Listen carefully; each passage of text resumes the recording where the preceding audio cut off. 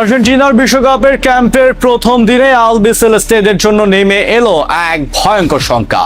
বিশ্বকাপের মহাযুদ্ধ শুরু হতে আর মাত্র কয়েকটা দিন বাকি, ঠিক তখনই আর্জেন্টিনা শিবিরের ওপর আশ্রয় পড়ল এক বজ্রপাত।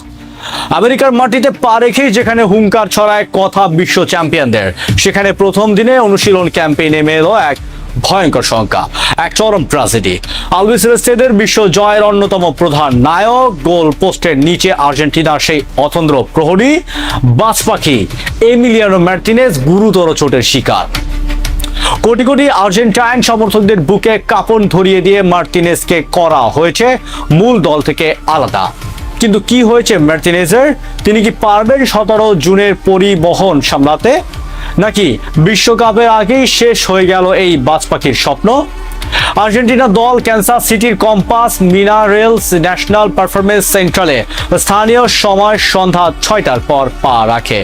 স্পোর্টিং ক্যানসাস সিটির এই বিশ্বমানের আধুনিক প্রশিক্ষণ কেন্দ্র টিকিটেই বিশ্বকাপ চলাকালে নিজেদের প্রধান ঘাঁটি বা বেস ক্যাম্প বানিয়েছে লিওনেল স্ক্যালোনির দল। কিন্তু প্রথম দিনে অনুশীলনের দেখা গেল এক মন খারাপ করা দৃশ্য। দলের 1 নম্বর গোলকিপার এমি মার্টিনেজ মূল দলের সাথে কথা বল নিয়ে অনুশীলন করতে পারেননি। জানা গেছে তার ডান হাতের আঙুলে ফাটল বা ফ্র্যাকচার ধরা পড়েছে। একজন গোলকিপারের জন্য হাতের আঙুল ফাটল থাকা মানে বিষাদের কালো মেঘ। আর এই কারণে বিশ্বকাপের মূল লড়াইয়ের আগে হন্ডুরাস এবং আইসল্যান্ডের বিপক্ষে আর্জেন্টিনার যে 2টি প্রীতি ম্যাচ রয়েছে, সেখানে মার্টিনেজকে খেলানোর কোনো রকম আত্মঘাতী ঝুঁকি নেবেন না কোচ স্ক্যালোনি। চোটের কারণে মূল অনুশীলনে অংশ নিতে না পারলেও মানসিকভাবে ভেঙে পড়েননি এই লড়াকু গোলকিপার। ক্যানসাস সিটিতে প্রথম দিনের অনুশীলন শেষে মার্টিনেজ আর তার অফিসিয়াল ইনস্টাগ্রাম অ্যাকাউন্টে একটি আবেগঘন বার্তা শেয়ার করেছেন।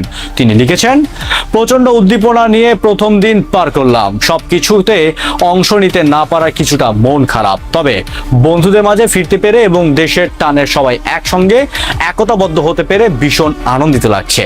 শতভাগ ফিট না হয়েও মার্টিনেজের এই পজিটিভ মানসিকতা আর উপস্থিতি টুর্নামেন্টের আগে আর্জেন্টিনার ড্রেসিং রুমকে মানসিকভাবে চাঙ্গা রাখছে।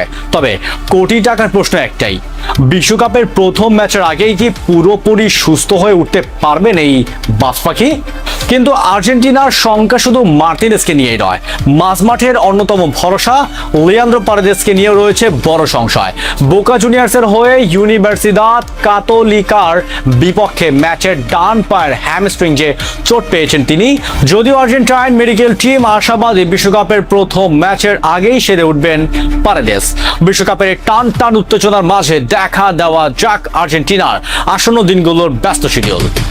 মূল লড়াইয়ের নামার আগে টেক্সাসের কলেজ স্টেশন আগামী 7 জুন হন্ডুরাসের মুখোমুখি হবে আলবিসেলেস্তেরা।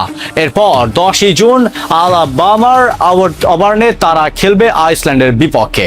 এই 2টি প্রস্তুতি ম্যাচ শেষ করে দল আবার ফিরে আসবে ক্যানসাসের প্রধান ক্যাম্পে, আর সেখানেই চলবে চূড়ান্ত প্রস্তুতি। এরপরই শুরু হবে আসল যুদ্ধ, শিরোপা ধরে রাখার মিশন। 17 জুন আলজেরিয়ার বিপক্ষে ম্যাচ দিয়ে আর্জেন্টিনার বিশ্বকাপ অভিযান শুরু। 22 জুন আর্লিংটনে দ্বিতীয় ম্যাচে প্রতিপক্ষের অস্ট্রিয়া। 28 জুন গ্রুপ পর্বের শেষ ম্যাচে তারা লড়বে জর্ডানের বিপক্ষে। মার্টিনেজের আঙুলের ফাটল আর পারেদেসের হ্যামস্ট্রিং ইনজুরি বিশ্বকাপের ঠিক আগ মুহূর্তে এই 2টি মহাতারকার চোট লিওনেল স্ক্যালোনির কপালে চিন্তার ভাঁজ বাড়িয়ে দিয়েছে।